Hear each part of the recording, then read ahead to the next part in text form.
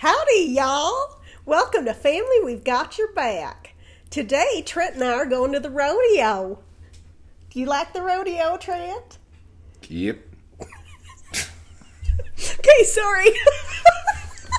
Alrighty. So, we are actually going to the rodeo. I won some tickets at work and we get to go. But the funny part about this is Trent's vest. So, obviously, it's a paper sack. And what's funny about this is a couple weeks ago, sorry, I can't even get it out. It's so funny to me. A couple weeks ago, I found Trent cutting up a paper sack, and I realized that he was making himself a little costume. And when he tried, what was it?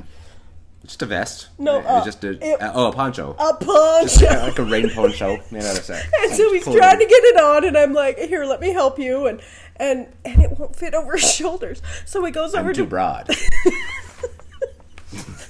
So he goes over to our 16-year-old and says, just go with it. And Adam actually does. He just stands there and lets Trent shove this thing over his head. And he's like walking around like a little robot. It was so funny. Or a penguin. It was hilarious. And it made me laugh for days. And so today when I went to the grocery store, I saved the sacks and I made Trent this lovely vest. It even has fringe on it, folks. Isn't that exciting? Yeah. And how long did that take? Not very long. Had to have taken 20 minutes at least. And so the whole time I'm making this, I'm expecting a certain reaction from Trent. And when he gets home, I'm like, hey, dear, I made you a present. And he goes over and he's like, oh, cool. And he starts putting it on. And he's like so excited to have this vest. I'm a 5-year-old. Okay. Do you know how much I love this man? Oh, my goodness. It's so funny. His sense of humor just kills me. And I love that this simple joy of having a paper bag vest could put such a smile on his face and make us happy for actually weeks. And so Today's lesson is about fun activities it's not. With paper bags. Oh, gosh. You can take it off if you want. Okay. So anyway. I don't think I can. I'd have to rip it off. Ooh. Which I can do.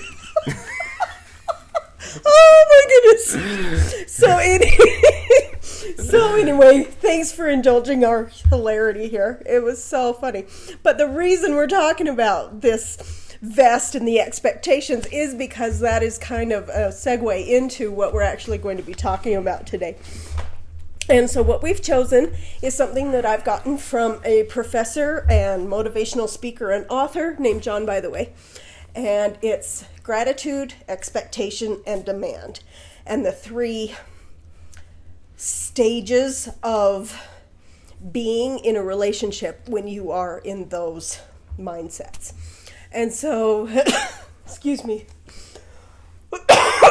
So, gratitude is the first one. And gratitude is the quality of being thankful or a readiness to show gratitude or appreciation for something or to someone and to return that thankfulness with kindness. And then expectation is regarding something is likely to do or be done, to look forward to look for with reason or justification, also like supposing or surmising and guessing. And then demanding is to ask for with proper authority. So imagine the danger of that in a relationship.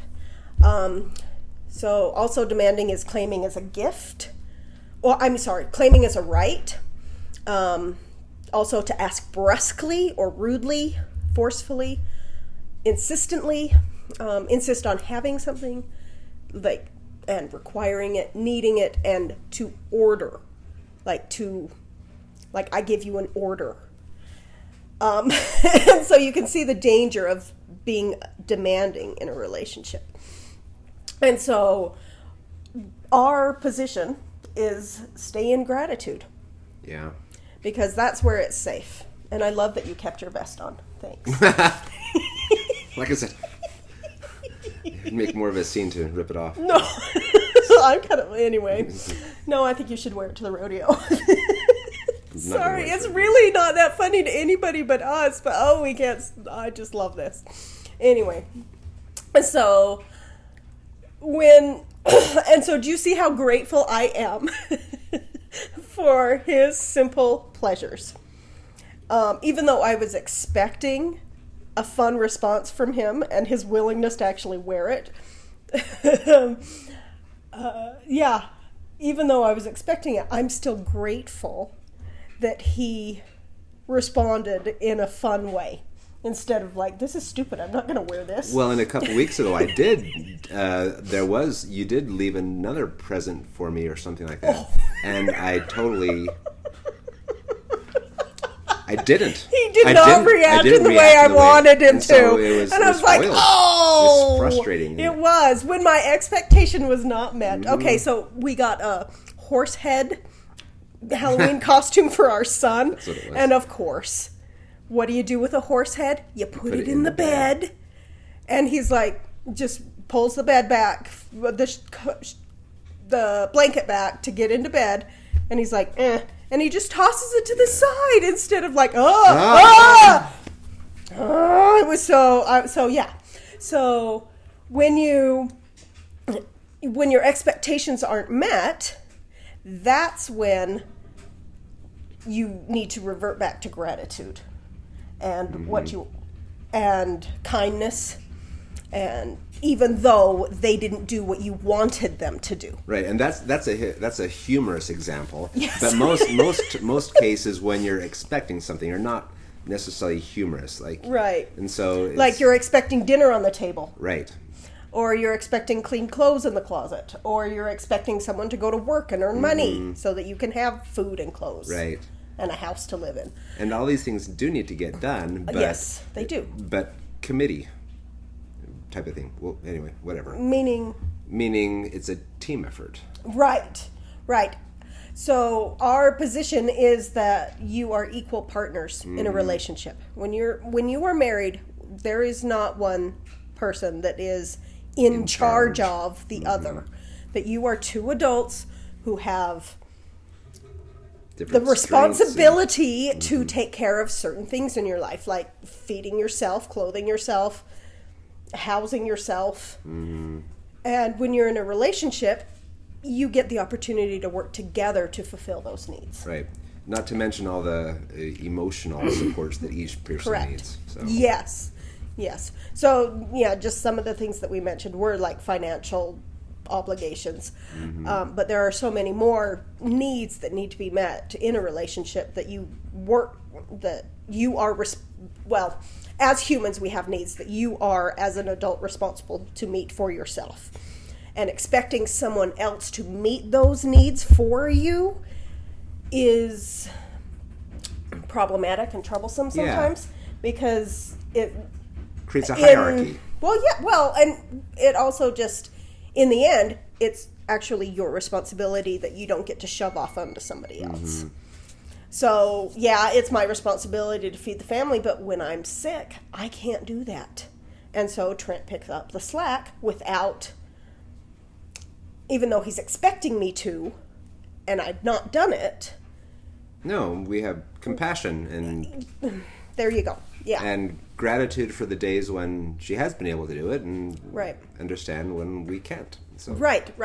So that's kind of the sticky situation in between with gratitude and expectation is when you have an expectation of someone's behavior that is supposed to take care of one of your own responsibilities, you can get upset when that doesn't happen. And then when that can lead to demanding. Right. And that when you demand, it assumes authority over the other person. And that in a healthy relationship is quite toxic, like putting yourself above your partner. Right. And that's it's like, it's my right for you to feed me. You're the woman, you you make meal, I bring home food, you cook food. Like caveman type. I can't believe we've been from cavemans now. So Cowboy to and caveman. caveman. Yeah, it's a good shift. Maybe Whatever. No, but you see what I'm saying is that assumption of authority over your partner is unkind and not conducive to a positive relationship. Right. Now, however, when you are in that relationship and you agree on, well, as we work together, this is your responsibility and this is my responsibility, and we'll work together to fulfill all the needs, because if you specialize, I guess, in certain responsibilities, you get better at them, for one, but also if someone's at work from 7 to 7, they have little time to cook healthy meals and little time to go to the grocery store and if the other one is a stay-at-home parent or spouse, then they have more time to do the at-home stuff. Yeah. And so it's a natural assumption that stay-at-home person would do so. Yeah. But now that we're both working full-time, that's not an assumption we get to make anymore. Nope. And so we have to rethink our responsibilities. Mm-hmm. And that's healthy. Yeah. It's like you roll with the punches, whatever life gives you, and you don't expect stuff. You just communicate it. Expect expect with a compassionate heart. Well, yes. And more like, okay, mind. Well, yeah. Like, I'm hoping that she will hope. Yeah. Expect with hope rather than an idea of, if she hasn't done this, I get to punish her. Or if he hasn't done this, I get to punish him or seek retribution or withhold affection or kindness. Right. And as soon as manipulation enters the picture, that's bad. Oh, yeah. Yeah. As soon as you believe that you should or have the right to manipulate your spouse into a certain behavior, that's also dangerous and detrimental to a healthy relationship. So, yeah, some expectations can be fun, like a paper bag vest, and some expectations can be harmful, like, I expect you to, on your hands and knees, clean the bathroom floor. You know, those are different types and values, valuations, but, as long as you work together to get the things done, then, hey, that's a healthy relationship. And also, when you are assigning chores, I guess, it needs to be kind of more equal as well, in that not one spouse has all the awful jobs. Like, it's your job to do the cooking and the cleaning, especially the bathrooms and the toilet, and take out the trash and do the, and the other person gets to go do fulfilling things. Like, that's not okay either. So both of you, in your responsibilities to fill needs, that you need to both have an opportunity for growth and creation and expanding your horizons, things like that. And skills. So that, and skills. And so if one person is always stuck doing the menial chores because the other one expects it and demands it of them, then the other person's growth is stunted. Mm-hmm. So, yeah. Anyway. So I guess, do you have anything else to say on the subject? Is stay away from demanding. Never demand of your partner. Yeah, just be open in your communication. And if you do feel like your partner or your relationship or whatever, that person should be doing something, well, communicate and make it nice and open. Yeah. And if neither of you, one of you, wants to do whatever that responsibility is, then there's got to be some kind of compromise. That like you do it one day and I do it the next day type thing. And so that allows both people to not do the ugliness all the time, and you can be thankful for that. Yeah. Instead of expecting the one person to do something they hate every day. Yeah. You do it as a team. Yeah, so those are just some thoughts we're offering you to help you with your managing your expectations and staying in gratitude. So live in gratitude and just be grateful for all the things that your partner does that are wonderful, and stay in the positive, because gratitude is magic. I'm a firm believer in gratitude being magic. So anyway, I think that have that above the door in Hogwarts, right? Okay. Sorry. Well, thanks. We're gonna head to the rodeo. Was there a challenge or something? Oh, a challenge. Okay. So this week, every day, make sure you thank your partner for something that they've done that you typically don't thank them for. So, yeah. So we'll just giggle and go to the rodeo, and Trent's going to take off his vest and not actually appear in public in it. Yeah. All right. Bye-bye. And, family, we've got your back at gmail.com. If you have any questions or comments, just let us know. Thanks. Bye-bye.